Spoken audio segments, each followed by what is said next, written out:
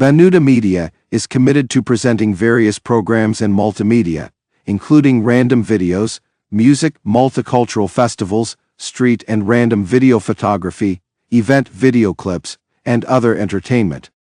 Today we will present a summary of internally displaced people in Somalia.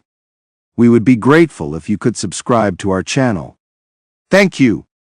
According to UNHCR, at the end of 2023, 68.3 million people remained internally displaced due to conflict and violence. An estimated 9.1 million people were displaced within Sudan, the largest internally displaced population ever reported. This was followed by Syria, 7.2 million, and the Democratic Republic of the Congo, 6.7 million.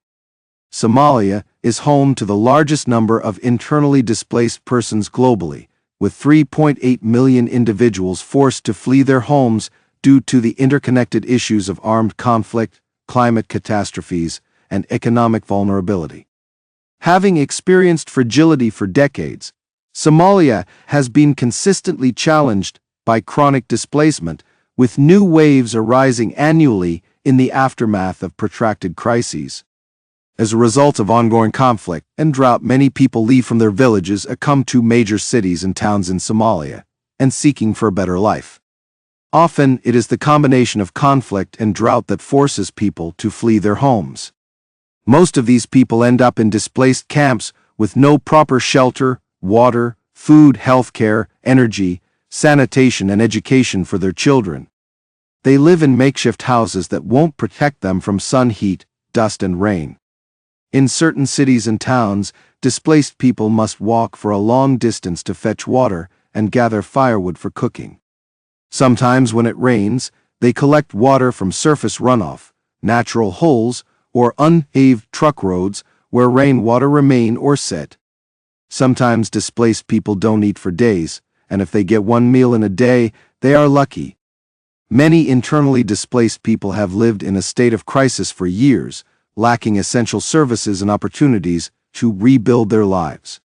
Southwest regions used to be the breadbasket for Somalia, but many farmers fled to big cities and towns due to insecurity and drought that resulted in food scarcity and water.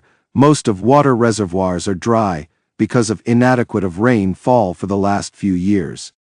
90% of rural areas are under the control of Al-Shabaab, where people are forced to give or donate 1/3 of their harvest, and in addition to this, every 6 months or 12 months farmers are asked to pay zakat, charitable payment. Their children are compelled to join in Al-Shabaab. If they refuse, parents are severely punished and detained for unknown period. Internal displaced people don't get assistance and support from governments, and few of them receive a small amount of money every month from international organizations. Many of them do blue-collar jobs like construction labor, distributing water to residents, cleaning, etc., while adult and young women roam in suburbs looking for a job as a maid or wash clothes and dishes for families, and young boys do odd jobs like shoe shining, porters, cleaning, etc. Some adults become beggars and roam in the markets, shopping areas, streets, and suburbs.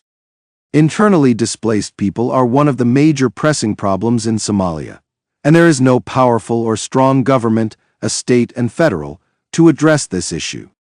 Unfortunately, these governments are not capable of or in a position to tackle the major causes of the drought and other natural and man-made problems, as well as ongoing conflicts. There are factors that contribute to the drought, which has resulted in food and water shortages. These factors include less rain due to deforestation, climate change, and global warming. In addition to this, double taxation from the governments and Al-Shabaab discourages farmers from cultivating or farming. Business people discourage farmers from growing sorghum, maize, and beans, which are the main dishes for the local people, and instead, they grow sesame and different types of fruits. Illegal occupation of farmland by people with less farming experience has resulted in less food production. Soon, we will talk in detail about the major factors that contribute to food and water shortages.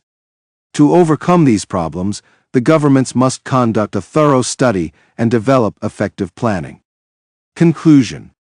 The IDP situation in Somalia is one of the world's most complex and protracted humanitarian crises. Whereas short-term relief is required to save lives, long-term responses must address the underlying drivers of displacement, which are conflict, climate change, and poverty. A multi-stakeholder response involving the Somali government, international donors, UN agencies, and local communities is critical to the provision of protection, sustainable livelihoods, and durable solutions for IDPs. Failure to act decisively means that millions of Somalis will continue to be stuck in cycles of displacement and vulnerability. Thank you so much. Prepared by Ozam in Melbourne, Australia.